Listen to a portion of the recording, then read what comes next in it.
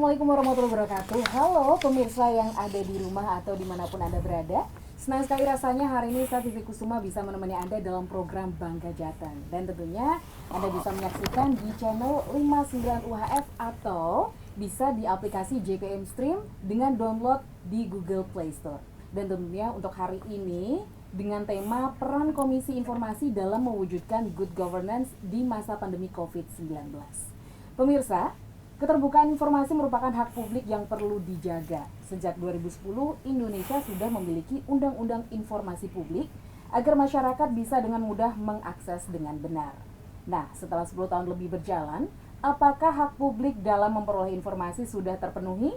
Bersama kami sudah hadir Komisioner KIP Jawa Tengah Bapak Widi Herianto, SOS, dan telah hadir pula Kepala Dinas Kominfo Kabupaten Pati Bapak Indrianto SHMSI, dan juga Kasatpol PP Kabupaten Pati Bapak Haji Sugiono APMSI.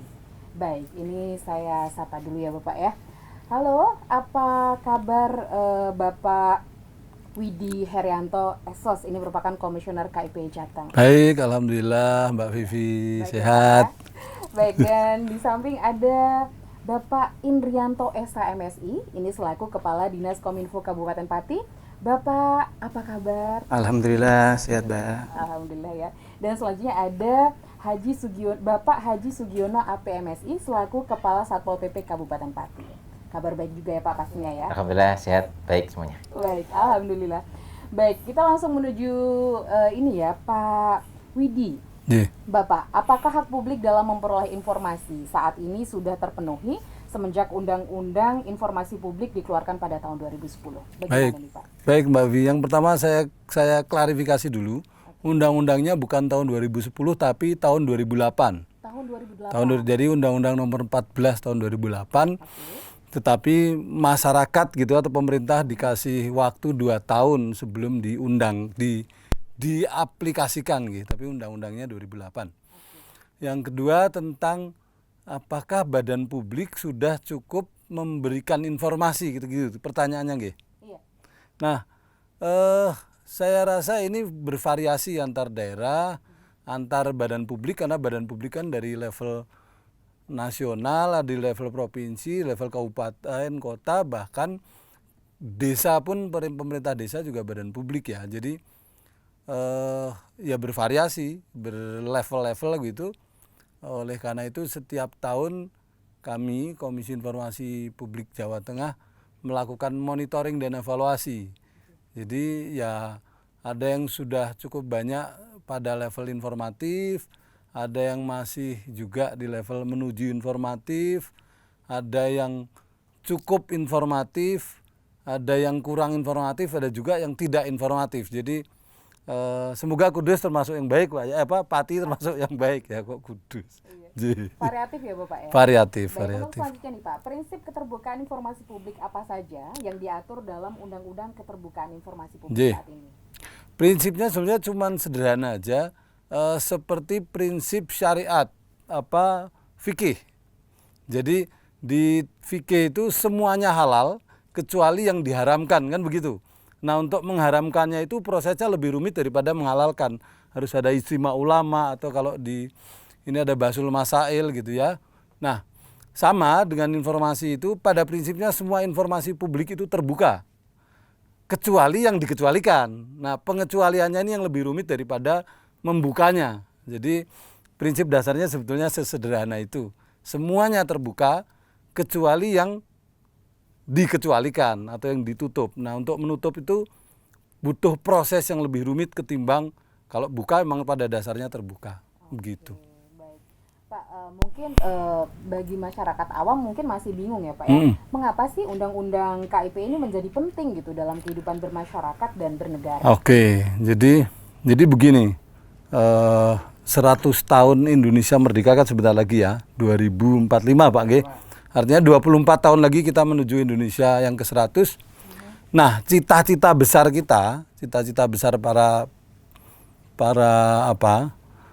bangsa ini, cita-cita bangsa ini adalah pada ulang tahun Indonesia yang ke-100 itu Indonesia berada di paling tidak 4 atau 5 kekuatan ekonomi terbesar dunia. Artinya Indonesia itu harus sudah bersaing dengan Jepang, atau menyingkirkan Korea Selatan, atau menyingkirkan Cina, atau menyingkirkan Amerika, atau menyingkirkan New Zealand gitu. Pokoknya yang negara-negara itulah, Perancis gitu ya. Jadi Nun Sewu, Sri Lanka, Malaysia, Singapura itu bukan level kita untuk kita pikirkan, tapi harus kita pikirkan bagaimana menggeser posisi mereka. Nah, dalam konteks itu Indonesia sebetulnya punya bekal, punya modal cukup besar. Kita ini punya matahari yang bersinar sepanjang tahun, punya air hujan yang terus-menerus sepanjang tahun juga karena kita negeri kepulauan, gitu. Terus punya tanah yang subur karena kita negeri Ring of Fire, jadi banyak gunung api yang artinya banyak, kemudian tanah suburnya. Nah, itu semua sebenarnya menjadikan kita ini kekayaan alamnya luar biasa, mineralnya kita banyak, tetapi pengelolaannya kurang saya katakan kurang maksimal, betul kurang optimal, sehingga kita masih kalah dengan mereka-mereka. Nah, agar pengelolaannya bisa optimal, tidak ada hal lain kecuali memfasilitasi sebesar-besarnya kontribusi masyarakat dalam pengelolaannya, kontribusi masyarakat dalam memanfaatkan itu. Kalau kita tahu Jepang itu ada Toyota, Mitsubishi, Honda, Yamaha, Suzuki, yang lain-lain. Itu bahkan BUMN aja bukan itu. Apalagi pemerintah pasti bukan, BUMN aja bukan, BUMN-nya Jepang aja bukan. Samsung juga bukan BUMN-nya Korea. Apalagi Redmi, Xiaomi segala macam itu kan bukan BUMN-nya Cina. Apalagi pemerintah Cina. Artinya apa? Dia kontribusi masyarakat, partisipasi masyarakat sehingga bisa menjadi berjaya. Nah, agar masyarakat bisa berkontribusi seoptimal mungkin dalam pemanfaatan sumber daya alam kita untuk menjadi negara yang hebat itu, tidak ada kata lain kecuali mereka diberi informasi seluas-luasnya. Kalau informasinya cukup, ya dengan sendirinya mereka akan memanfaatkan informasi itu dalam satu cara yang mungkin belum terbayang sama kita. Saya suka mengilustrasikan begini, Pak. Ini saya kalau jenengan. Kalau misalnya informasi semua mobil plat merah, perjalanan dinas itu jelas. Oh, mobil plat merah nomor sekian tuh dari sini ke sini, mobil ini dari sini ke sini. Misalnya, tiba-tiba nanti akan ada anak muda yang nggak kebayang sama kita, mungkin membuat kayak aplikasi Grab khusus mobil dinas misalnya. Jadi yang pemerintah staf-staf pemerintah yang ada di jalur itu bisa numpang bareng share bensin misalnya gitu. Misalnya aja mungkin tidak tepat contoh saya. Nah, itu mungkin akan bisa menghemat berapa anggaran, menghemat polusi udara, menghemat BBM, menghemat kemacetan dan segala macam. Nah, poin yang ingin saya sampaikan adalah kenapa keterbukaan informasi? Karena itu tadi, agar masyarakat bisa berpartisipasi seluas-luasnya dalam pengelolaan bangsa ini. Poinnya itu, Mbak. Iya, dan tentunya agar masyarakat bisa mendapatkan informasi yang akurat juga, itu yang sudah pasti kalau itu. Kalau informasi yang disampaikan tidak akurat namanya keterbukaan hoax. Iya, baik. Terima kasih Pak Widi. Selanjutnya kita beralih menuju ke Pak Indrianto. Bapak, bagaimana nih Pak untuk peran Kominfo di Kabupaten Pati ini dalam mendorong keterlibatan masyarakat dan badan publik terkait keterbukaan informasi publik? Terima kasih Mbak. Jadi terkait dengan peran kami di Diskominfo dalam mendukung keterlibatan masyarakat, juga peran kami ini memang sesuai tupoksi kami yang menjalankan urusan Kominfo, juga statistik sektoral dan persandian keamanan informasi. Tentu kami melakukan beberapa langkah-langkah dan juga usaha, antara lain kita juga menyediakan sarana prasarana di pemerintah daerah dengan website PPID, Pejabat Pengelola Informasi Daerah, dan itu setiap tahun dinilai dievaluasi oleh beliau dari KIP Semarang.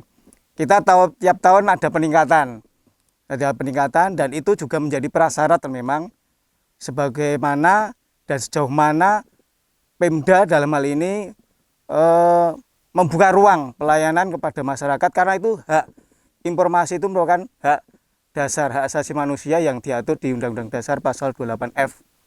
Sehingga kita berupaya memenuhi itu dengan membuat PPID, dan juga kita tiap tahun mengupgrade, termasuk di era digital ini kita mengadakan menu online permohonan. Jadi di situ kita tidak harus tatap muka, tapi masyarakat bisa langsung lewat online di PPID. Kemudian juga yang kedua, beberapa komponen dan sinergi dengan OPD kita lakukan, terutama untuk pengambilan keputusan dan penyusunan kebijakan-kebijakan publik, antara lain lewat public hearing. Beberapa kebijakan seperti Raperda itu sudah dilakukan, dan dalam hal ini memang Kominfo terus berupaya bagaimana tingkat termasuk kepatuhan nih, Wak, terhadap Undang-Undang KIP yang sudah cukup lama harus kita penuhi. Dan itu dari peran dari KIP. Terima kasih Pak Widi dan teman-teman di KIP Jawa Tengah ini, kita berupaya paling tidak ada asistensi juga, dan evaluasi ini kita didorong untuk terus melakukan itu. Dan lewat peran-peran itu termasuk juga di aspek yang lain, itu secara informatika, karena kami juga di bidang mengurusi informatika, peran informatika juga kami maksimalkan untuk membackup kaitannya dengan informasi publik. Oke, ternyata banyak juga ya Pak untuk peran Kominfo ini untuk mendorong keterlibatan masyarakat dan badan publik terkait keterbukaan informasi publik. Nah, selanjutnya nih Bapak, sejauh mana sih untuk partisipasi badan publik di Kabupaten Pati dalam melakukan keterbukaan informasi ke masyarakat ataupun ke publik? Ya, terima kasih Mbak. Jadi untuk keterlibatan badan publik dalam informasi ini, beberapa badan publik OPD kita juga selalu memberikan satu istilahnya fasilitasi pada OPD. Untuk setiap OPD era sekarang juga harus website itu harus open dong, itu open. Semua harus websitenya harus dibenahi open, dan kami juga punya tim dengan sinergi dengan OPD untuk membenahi websitenya. Kalau ada beberapa hal yang kurang, itu kita tingkatkan. Kemudian juga peran kaitannya dengan keterlibatan desa ini juga kami mulai membangun dengan adanya PPD desa, Pak, itu. Jadi PPD desa ini salah satu hal yang kita akan terus upayakan, seluruh desa itu punya PPID. Karena memang PPID desa yang ada selama ini memang belum begitu banyak, sehingga kita akan dorong lah dari desa untuk bisa membentuk PPID desa. Itu Mbak beberapa hal yang bisa kami sampaikan. Baik, jadi memang itu sudah memfasilitasi dari mulai yang paling nol ya Pak ya, dari pembentukan desa. Oke, baik. Terima kasih Pak Indrianto. Kita beralih menuju ke Pak Sugiono. Bapak, untuk Satpol PP, apa yang sudah dilakukan Satpol PP dalam melakukan keterbukaan informasi kepada publik selama ini, Pak? Terima kasih Mbak Vivi atas pertanyaannya. Jadi perlu kami sampaikan bahwa tugas kami itu adalah 3 selaku Satpol PP Kabupaten Pati. Yang pertama adalah terkait dengan penegakan peraturan daerah dan produk hukum daerah. Itu harus kami tegakkan. Yang kedua terkait dengan penertiban, jadi ketertiban umum dan ketertiban masyarakat. Dan yang terakhir adalah perlindungan masyarakat atau Linmas. Jadi 3 tugas pokok ini harus kami laksanakan dengan sebaik-baiknya. Dan tentunya ini kan terkait dengan ketertiban umum. Tentunya masyarakat akan bertanya-tanya, bagaimana sih di Kabupaten Pati seperti itu. Sehingga terkait dengan keterbukaan informasi publik ini, kami tentunya sudah menyiapkan. Alhamdulillah ada bimbingan dari Diskominfo. Kita ada link websitenya, ada petugas khusus yang menangani itu, yang setiap saat bisa di briefing, diberikan arahan dari Diskominfo, yang tentunya akan mengawal terkait dengan keterbukaan publik di satuan tugas kami. Yang kedua, kami menyiapkan juga perangkat-perangkat yang lain. Website harus selalu open door. Kita prinsip open management. Kita siapkan tempat-tempat aduan masyarakat. Helpdesk-nya kita siapkan. Apa yang dibutuhkan masyarakat. Dan tentunya ini adalah era digital. Kita menyiapkan aplikasi yang bisa dibuka di Play Store. Namanya Siapa itu. Jadi itu aplikasi kami. terkait dengan pengenalan PKUT, sampah, asusila, kenakalan remaja, kemudian yang lainnya, itu bisa langsung dimasukkan kepada kami, dan kami akan segera kita lanjuti. Itu aplikasi kami adalah, dan alhamdulillah aplikasi kami ini mendapat apresiasi dari Satuan Polisi Pamung Praja Jawa Tengah dan mendapatkan juara 1 tahun 2019. Wah, luar biasa. Itu yang terkait dengan fasilitasi kami terkait dengan layanan kepada masyarakat. Demikian. Jadi itu tadi adanya penegakan, penertiban, perlindungan, dan adanya website Open Door yang bisa diakses seluruh masyarakat ya Bapak ya. Dan kita juga membuka aduan. Langsung aja misalnya ada permasalahan bisa kita WA, kita tindak lanjuti. Kita buatkan tim yang siap setiap saat untuk melayani masyarakat. Namanya kita buat tim patroli. Patroli Kembang Joyo, patroli Joyo Kusumo, patroli Pragola, begitu kita tim. Jadi siang, malam, sore, tengah hari kita siapkan. Aduannya seperti apa saja itu Pak? Jadi misalnya saat ini ada The Silverman, manusia perak itu. Iya, jadi begitu ada info kita tangkap, kita rahasia lah. Kita bukannya menangkap itu ya, tapi kita merahasia. Dirahasia, kita panggil, kita bawa ke Satpol PP untuk kita berikan pembinaan, kita berikan arahan, sekaligus jangan sampai mengulangi lagi. Oke, jadi siap menerima aduan dari masyarakat ya Pak? Kita siap, open management. Oke, atau barangkali ada teman saya patah hati siap mengadu ke Satpol PP. Oh boleh. Nanti kami siap untuk menyambungnya. Oke, baiklah. Kalau bisa tersambung, ya hubungi kami. Terima kasih Bapak. Baik, ini semakin seru, nanti kita bakal ngobrol banyak lagi ya Bapak ya. Tapi kita bakal jeda break dulu. Jadi pemirsa di rumah jangan kemana-mana, tetap di Bangga Jateng.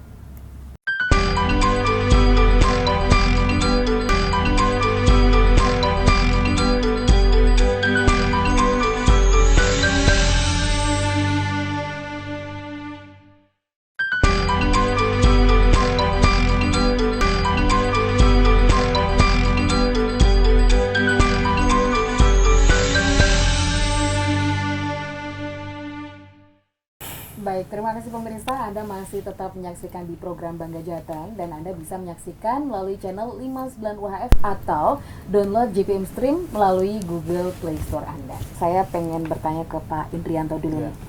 Bapak, seberapa besar nih untuk peran masyarakat di Kabupaten Pati dalam memanfaatkan hak publik untuk mendapatkan informasi? Terima kasih Mbak. Jadi peran masyarakat untuk memberikan hak informasi ini lama-kelamaan ada peningkatan. Dari data yang ada kami khususnya di PPID ini setiap tahun permohonan meningkat. Sampai dengan November ini sudah ada sekitar 15-16 permohonan. Dulu masih ada 1-2, tapi sekarang sudah lebih. Berarti ini kan masyarakat tahu haknya dan kita ada salurannya yang bisa dimanfaatkan. Di samping itu beberapa hal yang kita buka lewat tadi yang disampaikan Pak Giono di teras aduan, itu juga kita tempatkan personil untuk melayani masyarakat aduan baik di MPP, ada juga yang aduan-aduan di lain, persoalan lain, itu selalu ada tiap hari. Sehingga ini sebagai bukti bahwa masyarakat sebenarnya sudah bisa menggunakan haknya dan tahu sarananya, dan mereka juga memanfaatkan. Nah, kita di sini berperan untuk terus mendorong pada masyarakat dan mensosialisasikan itu agar mereka juga bisa menggunakan. Dan ini sebagai salah satu bentuk respon mereka kepada kita khususnya dalam hal penyelenggaraan pemerintahan. Sebagaimana tadi sampaikan beliau bahwa ini sebagai peran masyarakat termasuk juga kontrol masyarakat pada pemerintah di negara demokrasi, negara hukum itu. Dan ini sudah kita upayakan beberapa hal, termasuk kita mencari kira-kira terobosan-terobosan apa yang kira-kira bisa menjadi sarana.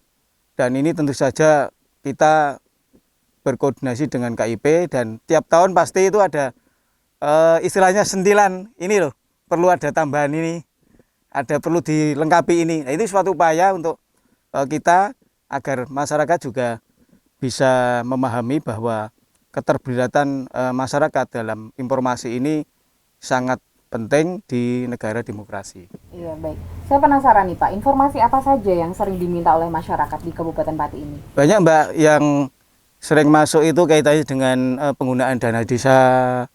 Kemudian sekarang era ini adalah dana COVID, itu kemudian dana BOS juga, kemudian juga beberapa hal terkait dengan di infrastruktur. Nah, ini infrastruktur juga sering nih, kondisi jalan, jembatan, kemudian itu menjadi ya pelayanan dasar lah. Data-data yang kaitannya pelayanan dasar kesehatan itu juga banyak. Iya, itu artinya semakin banyak informasi yang sering diminta, itu menandakan masyarakat Pati sangat responsif ya Bapak ya. Oke, baik. Terima kasih Pak Indrianto. Kita beralih ke Pak Widi.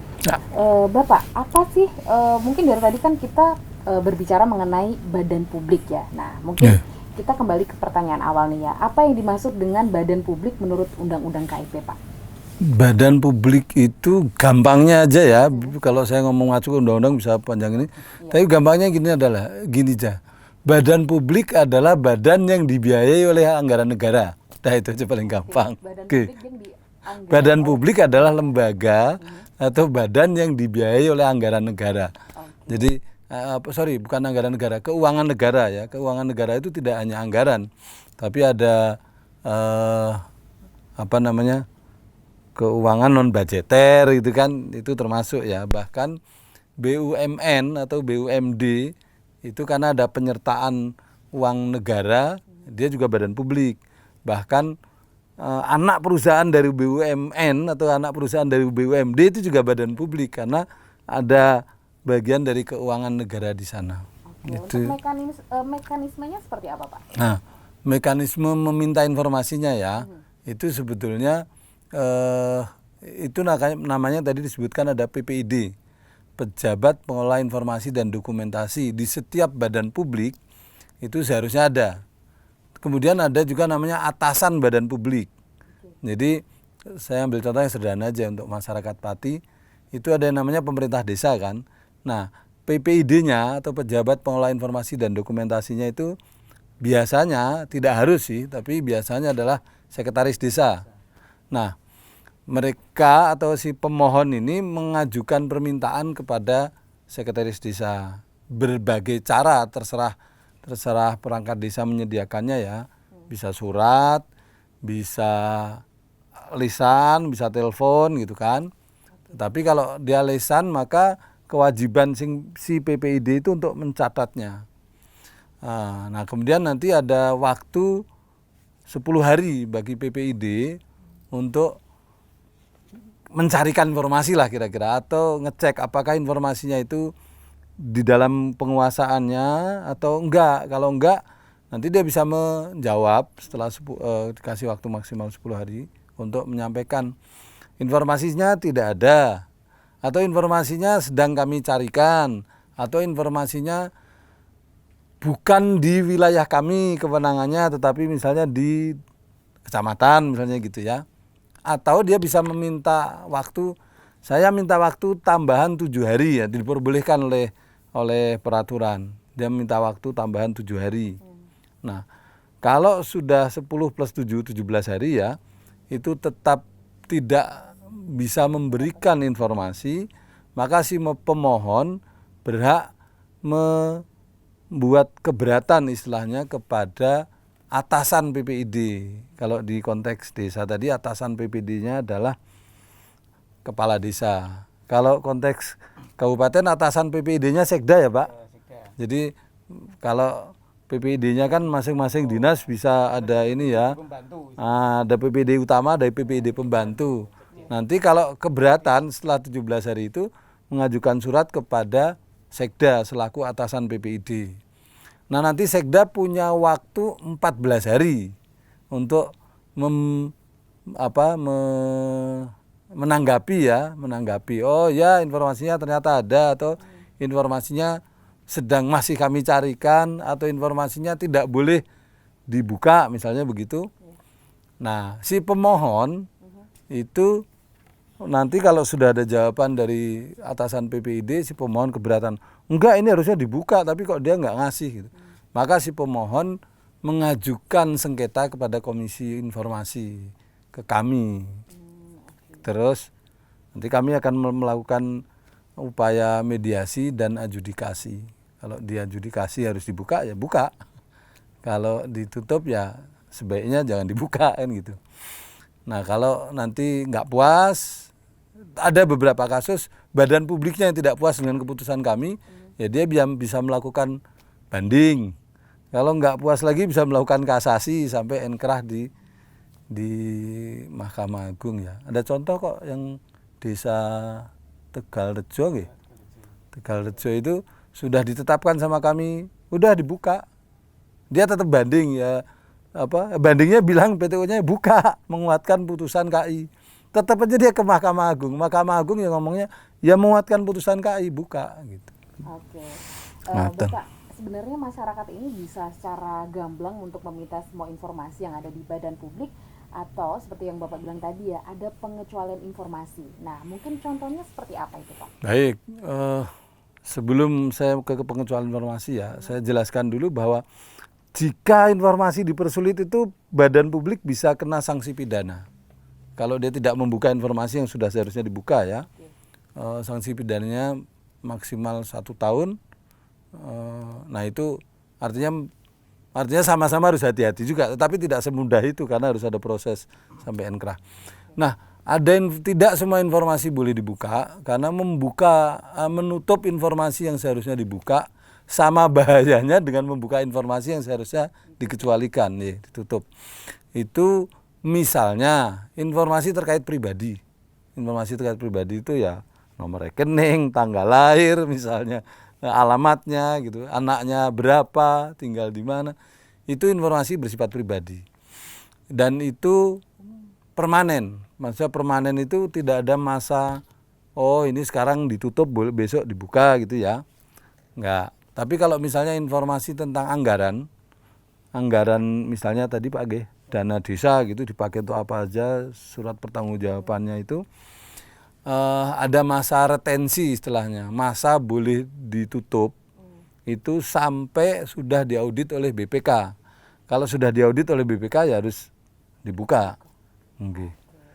Misalnya lagi yang mengganggu keamanan negara, misalnya di mana sih menaruh benteng-benteng alat pertahanan keamanan itu kan nggak boleh dibuka itu kalau dibuka itu ya. Oke, baik, terima kasih Pak Widi. Kita beralih ke Pak Sugiono nih. Bapak, untuk mendorong keterbukaan informasi publik, bagaimana dan melalui apa Satpol PP Kabupaten Pati ini membuka keran komunikasi agar masyarakat Pati ini juga bisa mendapatkan informasi terkait kegiatan dan program kerja Satpol PP? Iya, terima kasih.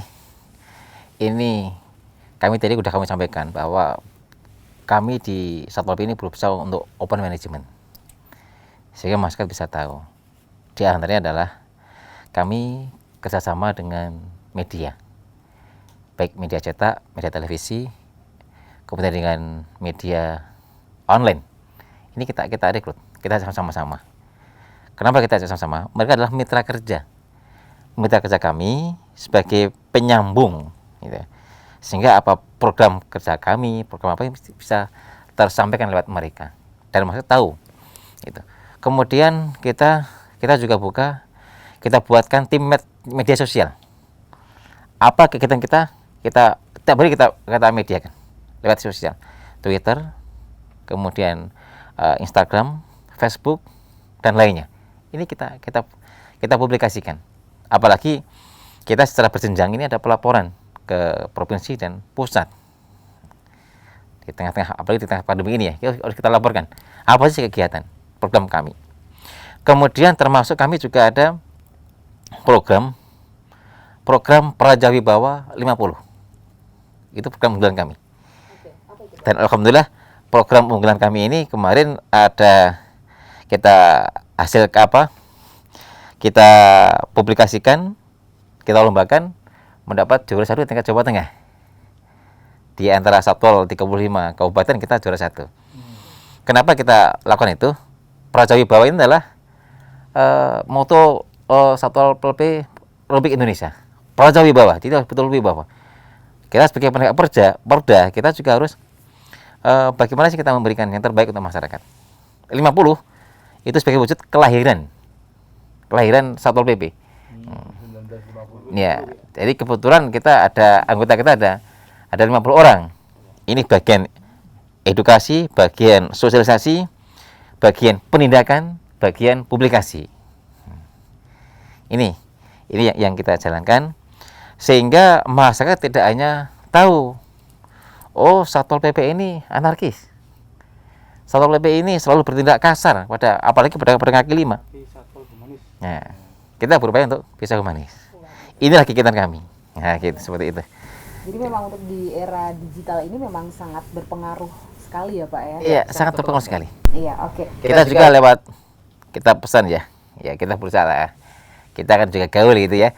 Kita buatkan seperti anak muda lain, YouTuber kan gitu. Kita YouTuber, kita nyanyi, kita sebarkan. Di sana juga ada pesan-pesan edukasi. Apalagi ini COVID belum usai. Ingat 3M, laksanakan vaksin begitu. Nanti kita iringi dengan lagu, kita iringi dengan video-video yang sekiranya bisa memberikan edukasi pada masyarakat. Itulah. Saya jadi curiga ini jangan-jangan Satpol PP-nya suka main TikTok ya Pak ya? Ya boleh lah gitu ya. Luar biasa. Jadi memang ini ya untuk masyarakat jadi lebih bisa melihat segala untuk apa saja yang dilakukan oleh Satpol PP ya Pak. Oh boleh ya. Itu dari program Praja Wibawa itulah yang kita dari setiap ada kegiatan kita ajak. Oh misalnya justisi edukasi pada masyarakat di tengah-tengah pasar atau malam hari kita libatkan. Kemudian kita penegakan terkait dengan rokok ilegal atau rokok dengan cukai palsu, rokok dengan cukai ilegal itu kita ajak. Oh ternyata Satpol PP juga tugasnya seperti ini, pencegahan kepada masyarakat. Jangan mengkonsumsi atau mengedarkan rokok tanpa cukai atau rokok cukai palsu seperti itu. Ini masyarakat tahu semuanya. Baik, terima kasih Bapak. Baik, dan kita break dulu. Jadi pemirsa, kita masih akan berbincang-bincang untuk beberapa menit ke depan. Tapi jangan kemana-mana, tetap saksikan di program Bangga Jateng.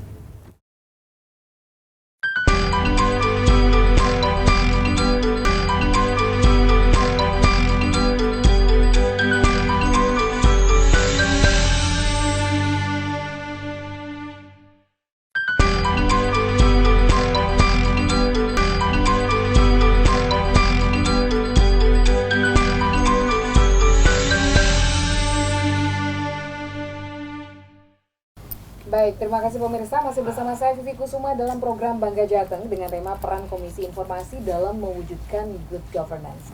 Dan kita masih bersama Bapak Widi Herianto, Bapak Indrianto, dan Bapak Sugiono tentunya ya. Baik, kita kembali ke Pak Widi. Bapak, sejauh ini apakah semua badan publik sudah berperan maksimal dalam membantu program pemerintah dalam penanganan COVID-19 melalui informasi yang disebarkan ke masyarakat? Saya rasa sudah cukup baik ya, artinya ini kan memang kerja berjibaku semua badan publik. Sudah saya lihat kalau di koordinasi internal antar badan publik dalam memerangi COVID begitu, secara informasi sudah cukup bagus, sampai ada beberapa media pelaporan itu yang internal ke koordinasi antar badan publik. Kalau ke eksternal dalam rangka mengantisipasi COVID-nya sudah cukup bagus. Nah, yang saya pikir agak masih belum optimal menurut saya adalah upaya mengantisipasi dampak sosial ekonominya. Ya kadang-kadang ada beberapa bantuan yang salah alamat, ada dalam tanda petik memanfaatkan yang bantuan-bantuan itu ditumpangi oleh rent seeker itu pencari keuntungan hanya dari rental Kalau kita ingat mungkin dengan Mbak Vivi dulu bantuan 600, tapi nasional ya, bukan di Pati ya, bantuan 600.000 per bulan Itu kan kemudian ada kewajiban untuk dipotong berapa, 100.000 atau berapa saya lupa, untuk ikut pelatihan online itu loh.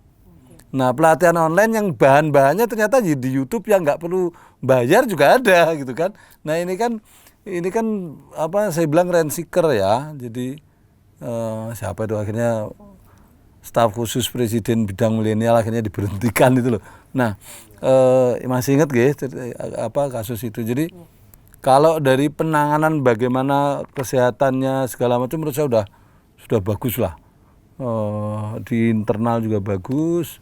Nah, kalau mengantisipasi dampak sosial dan ekonominya ini yang memang masih menurut saya harus menjadi tugas bersama untuk memperbaikinya ya, agar tidak terjadi lagi kekonyolan. Banyak yang suka mencari kesempitan dalam kesempatan. Satu itu, tetapi juga itu kenapa terjadi bukan karena niat buruk, tapi juga karena peluangnya ada. Artinya peluangnya ada karena kurangnya koordinasi dalam wilayah itu ya. Oke, baik. Bapak, apa aja sih yang masih harus didorong nih ke semua badan publik agar keterbukaan informasi ini di era pandemi COVID-19 bisa berjalan secara optimal?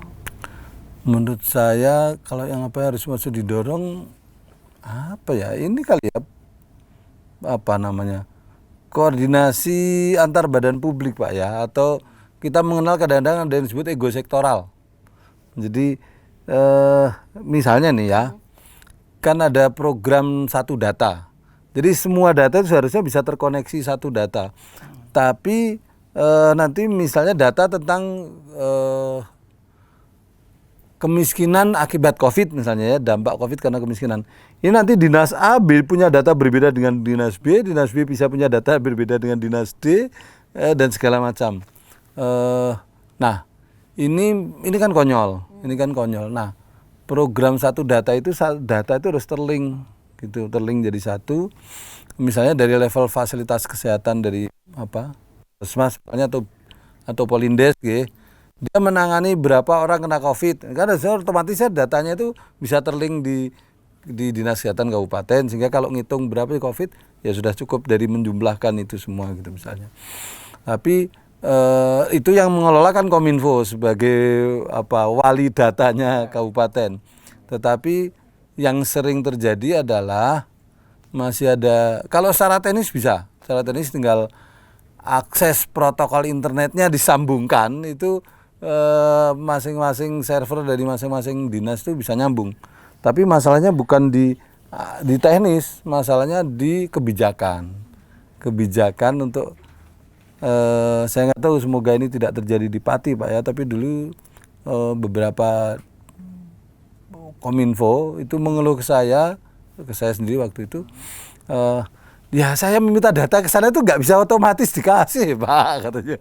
Jadi ibarat pipanya itu bisa disambungkan, tetapi pipa di sini ditutup, pipa di sini ditutup, tapi disambungkan ya bisa nyambung, tetapi airnya tidak kira-kira gitu Mbak. Oke, baik. Jadi sudah lumayan optimal ya Pak ya? Iya, lumayan optimal, selain memang namanya pandemi gitu, suatu yang tidak kita duga ya. Jadi ibaratnya pertempuran yang tidak pernah ada latihannya. Ya, tidak mesti setiap pemerintahan akan mengalami itu, mungkin 200 tahun lagi baru mengalami. Baik, terima kasih Pak Widi. Pak Indrianto, Pak ini bedanya ya Pak ya, sebelum ada pandemi dan sekarang ini. Nah, ini bagaimana Kominfo Kabupaten Pati berperan di masa pandemi COVID-19 terkait dengan keterbukaan informasi? Ada bedanya nggak sih Pak?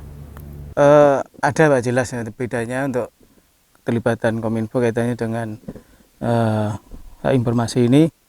Yang pertama memang kita harus memberi akses yang seluas-luasnya kaitannya dengan data tentang COVID itu. Kita sejak awal sudah membuat website tentang COVID-19 ini, Patikap COVID-Go.id ini. Di situ akan ditampilkan semua hal tentang COVID. Baik data kasus harian, kemudian tentang perkembangan vaksinasi, kemudian juga jadwal vaksinasi, terus juga ada beberapa hal tentang video, infografis, itu kita sampaikan, dan data harian per hari juga kita sampaikan di web itu. Dan ini memang kebutuhan dan sudah tersambung secara integrasi dengan Corona Jateng maupun NAR Kemenkes. Itu memang harus, karena apapun data ini kan sumber untuk pengambilan kebijakan publik. Itu yang terkait dengan BEM. Yang kedua, untuk meningkatkan itu kita juga tidak lupa aspek yang istilahnya manual itu juga masih perlu kadang-kala. Walaupun era digital ini, kita tetap menggunakan ada secara konvensional keliling ke desa-desa itu juga kadang-kala perlu dilakukan. Mobil keliling itu kita ada, karena walaupun sudah disampaikan via informatika, juga kita kadang-kala perlu untuk membackup secara lebih mantap ke desa-desa, khususnya kaitannya dengan COVID ini. Kemudian kita ini juga kan masuk kota Smart City, tadi sudah disampaikan, open data itu juga penting, integrasi data, tadi sampaikan Pak Widi, ini kita walaupun belum semuanya Pak untuk OPD, tapi ada sebagian yang sudah ngeling, begitu kita ngeklik sudah masuk, seperti BKPP sudah ada, di BPKAD itu sudah masuk. Itu salah satu hal, sehingga dari kami memang berupaya agar hak masyarakat khususnya di era pandemi inilah kita melakukan beberapa hal, termasuk yang sangat beda adalah adanya sekarang kan semua serba online Pak, Bu Mbak ya. Jadi online ini, jadi sekarang Zoom meeting itu sudah biasa. Dulu Kak, era sebelum adanya COVID itu sesuatu yang mewah, sesuatu yang nggak terpikirkan. Sekarang semua pakai online aja, daring sekarang itu.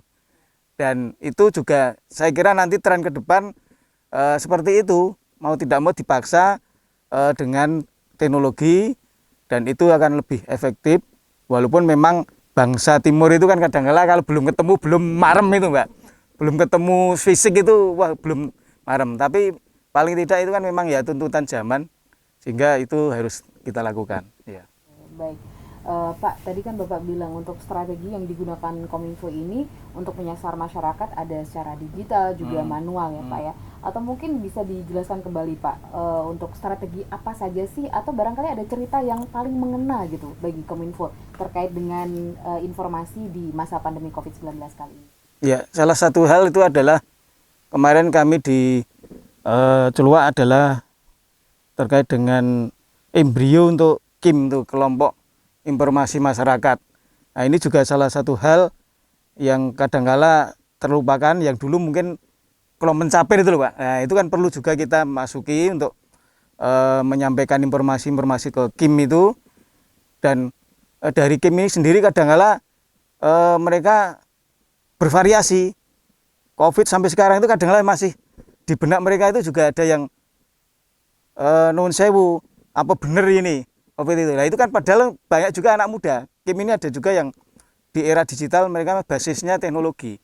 Itu yang saya kira suatu hal yang menurut kami juga heran mengapa kok masih ada sebagian masyarakat yang percaya pada banyak hal yang itu sebenarnya sudah banyak bukti-bukti bahwa memang COVID ini memang ada dan terbukti. Nah, ini kita melalui KIM ini, kelompok informasi masyarakat, berupaya untuk kita semakin kembangkan dengan cara-cara ya kita fasilitasi kalau ada masyarakat yang pengen istilahnya minta bantuan ke kami kaitannya dengan pelatihan dan pemberdayaan di bidang TIK, terutama untuk TIK, teknologi informasi komunikasi.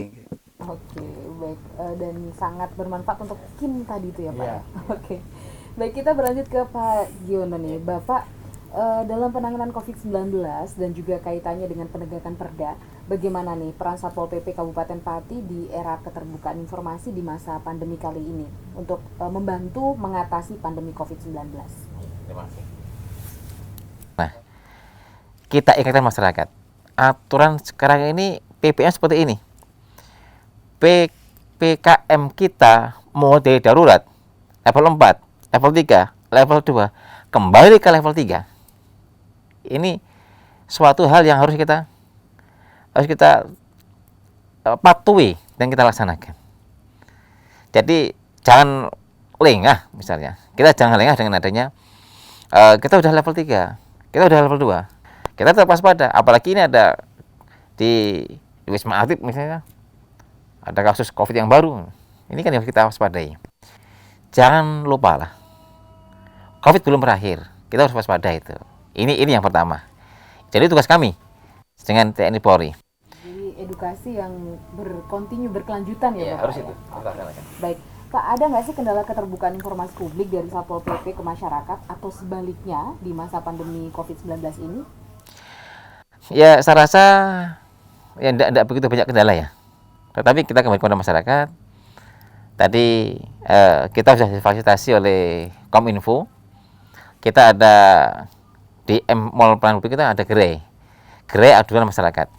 Semua aduan kepada masyarakat, kalau ada kaitan dengan Satpol PP, dilimpahkan kepada kami. Kami siap untuk memberikan menindaklanjuti. Kemudian tentunya ini adalah terkait dengan kendala digitalisasi. Masyarakat yang awam sudah belum melek digitalisasi kan begitu. Itu kendalanya. Kan semuanya kita buka lah. Kita buka secara online, kita buka secara elektronik. Ini tentunya kembali kepada masyarakat. Beliau mengetahui nggak informasi itu? Bisa nggak mengoperasionalkan itu?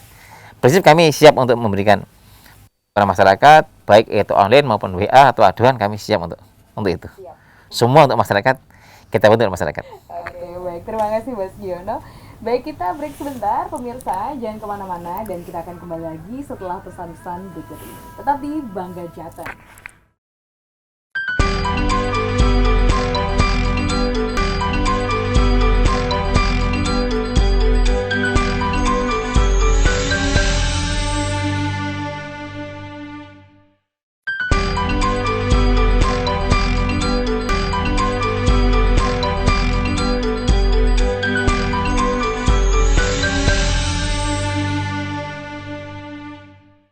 Baik, kembali lagi bersama saya Vivi Kusuma dalam program Bangga Jateng dengan tema peran Komisi Informasi dalam mewujudkan good governance di era pandemi COVID-19.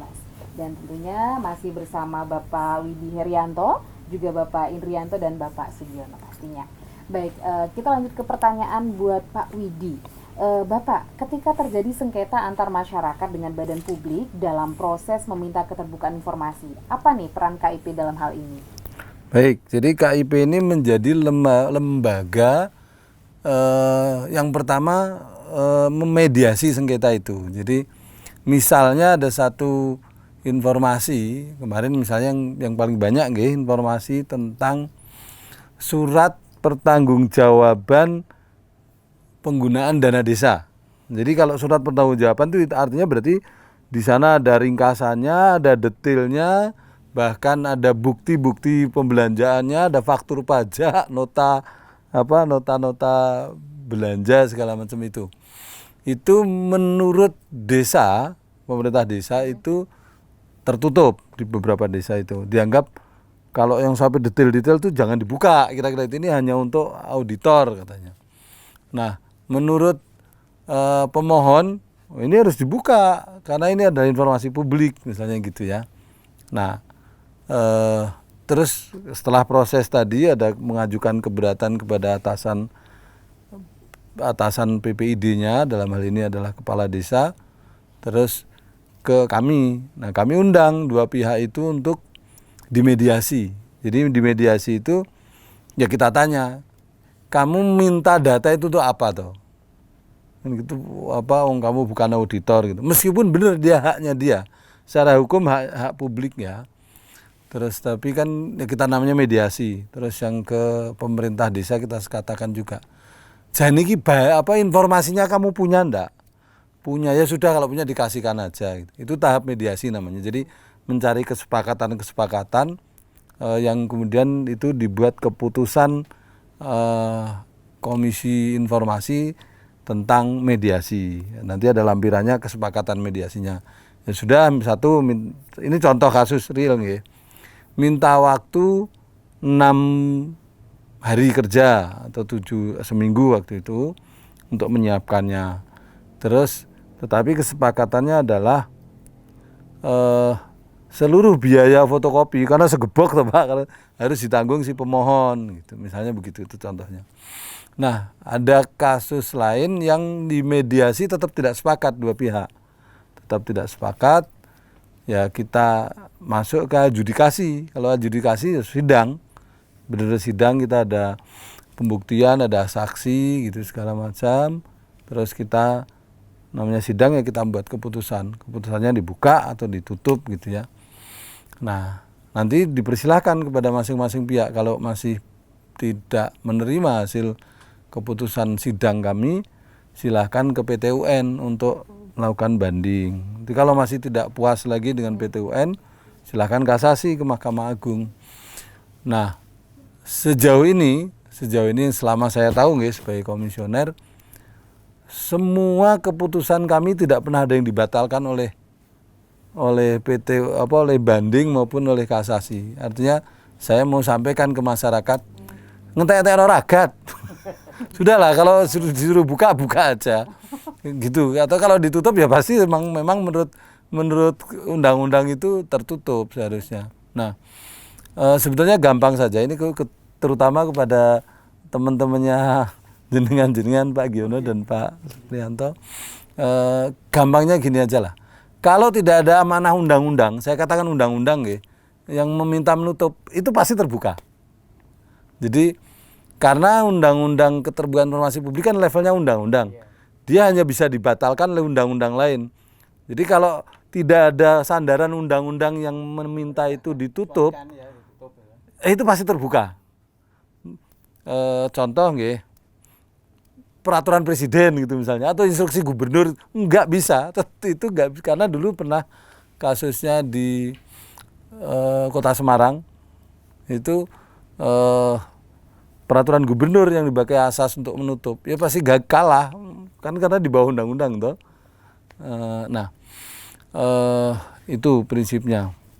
Jadi kalau tidak, tetapi misalnya ada yang setara dengan yang undang-undang BPK.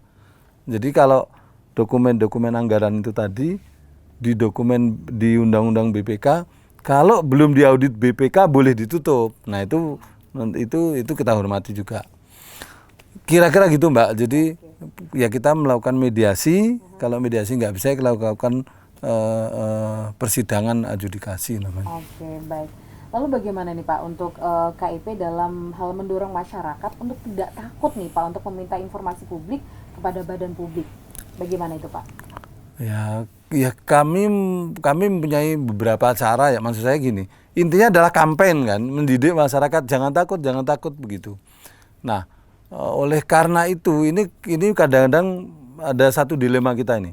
Kami tahu ada beberapa pihak yang meminta informasi kemudian nanti menakut-nakuti badan publik, menakut-nakuti pejabat publik. Banyak itu, bukan cuma 1-2, banyak, saya katakan banyak. Mungkin sekitar 100-an lebih data yang masuk ke saya ya, karena kebetulan saya koordinator penyelesaian sengketa. Jadi nanti kalau badan publik tidak memberikan informasi sesuai yang dia minta, dia mengancam melakukan sengketa ke Komisi Informasi. Nah, terus nanti mereka kan panik, bingung nih. Atau ya misalnya aparat desa itu kan agak bingung kalau digugat di Komisi Informasi gitu. Padahal mengajukan gugatan maupun menarik gugatan itu tidak ada biayanya di kami. Sama sekali tidak ada biayanya, dan caranya juga mudah. Bisa kirim WA, bisa email begitu, bisa surat begitu, tidak harus rumit-rumit. Nah, tetapi itu dipakai alat untuk dalam tanda petik memeras. Nah, ini kalau nggak dikasihkan saya sengketakan gitu kan. Apalagi yang dipakai menakut-nakuti adalah pasal 52 Undang-Undang Komisi Keterbukaan Informasi, akan dipidana 1 tahun. Siapa yang nggak takut kan dipidana itu. Padahal Komisi Informasi tidak berwenang melakukan pengadilan pidana.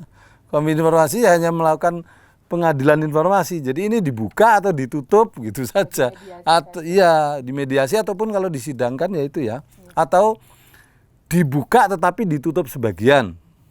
Ya, ada itu misalnya kayak di Stabilo, itu bisa. Jadi apa yang harus dilakukan ya, yang kami lakukan ini ya melakukan edukasi, ada lewat Twitter, lewat Facebook, ada lewat medsosnya kami ya, dan pertemuan-pertemuan. Jadi kita numpang kalau pas ada pertemuan misalnya asosiasi kepala desa atau para pendamping desa, kita ikut pertemuan gitu. Terima kasih Pak Widi. Kita lanjut ke Pak Indrianto. Bapak, di era keterbukaan informasi ini, komunikasi publik dan badan publik tentunya tidak bisa satu arah. Dan artinya harus ada komunikasi dua arah dari publik ke badan publik ataupun sebaliknya. Pak, bagaimana Kominfo Kabupaten Pati mengakomodasi hal tersebut sehingga terjadi keseimbangan informasi yang ideal? Ya, terima kasih Mbak. Jadi untuk menjaga keseimbangan informasi, memang selain kita membuka ruang beberapa informasi lewat sarana yang ada, khususnya yang kami tekankan ke teman-teman adalah website, juga kanal informasi yang lain, itu adalah setiap kanal itu paling tidak hanya informatif satu arah, tapi ada feedback yang sifatnya interaktif. Jadi sudah eranya kita itu interaktif, jadi tidak hanya satu arah.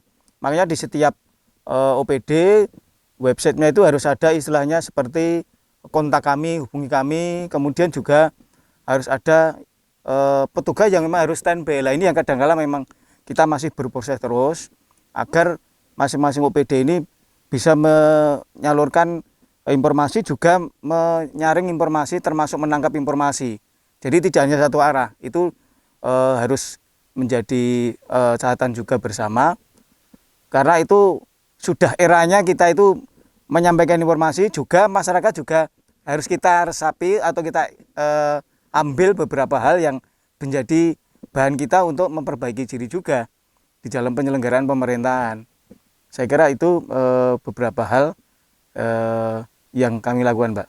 Oke, baik, agar bisa terjadi komunikasi dua arah, Pak ya. Pak, selanjutnya nih, maraknya media sosial yang terkadang menjadikan informasi yang beredar ini kurang terfilter. Nah, banyak sekali nih pesan-pesan hoax, berita-berita tidak benar. Nah, apa nih Pak untuk upaya Kominfo Kabupaten Pati dalam menetralkan informasi tersebut agar bisa diterima masyarakat dengan baik informasinya? Ya, upaya kami kaitannya dengan menangkal hoax ini memang kami sebenarnya sudah membentuk khusus web Pati Anti Hoax, sudah ada. Pati Anti Hoax ya. Itu di situ kita tampilkan beberapa informasi-informasi hoax, dan masyarakat juga bisa melaporkan kalau ada informasi hoax. Nanti di informasi itu akan kita filter, kita carikan solusi lewat tools katakanlah hoaxbuster atau yang lainnya, sehingga itu ini adalah informasi hoax. Nanti akan kita sampaikan, setelah itu baru nanti kita format di dalam bentuknya infografis atau banner, dicantumkan di web itu, atau bisa juga kita sampaikan lewat media sosial yang ada di kami, ada Twitter, Facebook, Instagram, kemudian di lewat WA, grup itu juga efektif. Jadi memang hoax ini sesuatu hal yang semakin lama semakin marak, dan itu memang tidak bisa dihindari. Karena hoax itu sesuatu hal yang kalau kita tidak sadar, kita jadi sumber hoax kadang-kala. Makanya ya ikut menyebarkan hoax. Makanya kita harus benar-benar menyaring sebelum sharing. Nah itu loh, menyaring sebelum sharing itu penting sekali, Mbak. Oh, ada istilahnya nih Pak, dari ubi rebus tahu-tahu jadi kolak ya Pak ya. Karena sharing dengan baik tadi ya. Baik, itu tadi jangan lupa ya para pemirsa khususnya di Kabupaten Pati untuk websitenya Pati Anti Hoax. Ya. Oke, luar biasa. Baik, selanjutnya kita ke Pak Sugiono. Bapak, untuk keterbukaan informasi tentunya akan membantu kinerja Satpol PP Kabupaten Pati dalam melaksanakan program kerjanya. Nah, seberapa besar nih Pak untuk seberapa besar berpengaruh bagi kinerja Satpol PP sendiri? Ya, terima kasih. Dengan keterbukaan informasi ini kami sangat diuntungkan. Karena apa? Kinerja kami ini mendapat dukungan dari semua pihak. Ini sebagai contoh. Sebagai contoh ini kita apa ya intinya? Diakui atau tidak? Pandemi ini membawa keuntungan bagi Kabupaten Pati. Pati dikenal kota prostitusi. Dengan pandemi, tugas itu, Pak. Kalau input kita tutup. Ini salah satu cerita. Pada saat karena tutup, ini kan semua dimatikan plastik. konstitusi ini kita kenal dengan lorong indah. Kalau boleh dikatakan luar terbesar di Jawa Tengah atau terbesar di Pantura. Waktu itu Pak polisi sudah bertindak. Kami yang bukan warga Pati silakan keluar. Waktu itu kami berunding dengan kepolisian. Pemda harus segera bertindak. Ini sudah 23 tahun mereka aktivitas seperti ini. Akhirnya waktu itu kami memberanikan diri kepada pemilik, pengelola, penyewa agar mengembalikan tempat ini sesuai dengan tata ruangnya. Itu kami berani membuat itu, Pak. Begitu kami putuskan, kami membuat surat kepada mereka, lokasi air ini bertentangan dengan tata ruang. Saudara harus mengembalikan sesuai dengan peruntukannya, yakni lahan pertanian pangan berkelanjutan. Dengan apa? Ya dengan mengembalikan, entah itu mal bagaimana. Kita informasi terdengar masyarakat, Satpol PP akan membuat fasilitas di Kabupaten Pati. Dan sampai dengan viral, akhirnya semua mendukung. NU Muhammadiyah, Ormas, FKU untuk memberantas prostitusi. Dan alhamdulillah tepat tanggal 18 Agustus 2021 Forkompimda resmi untuk menutup, mendeklarasikan dan berkomitmen menutup prostitusi di Kabupaten Pati. Baik itu di Lorong Indah, di wilayah Tayu, Juwana, Batangan, Gabus, kemudian yang lain semua tutup.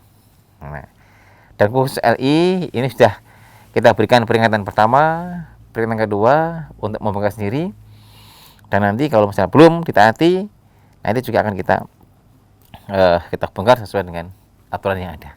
Itu kemarin rapat dari Pak Bupati begitu.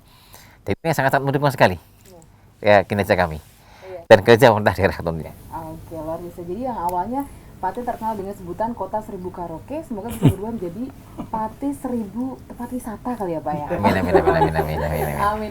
Dan tentunya untuk keterbukaan informasi ini sangat berpengaruh sekali kepada kinerja Satpol PP. Amin. Oke, baik. Ini terakhir nih Pak.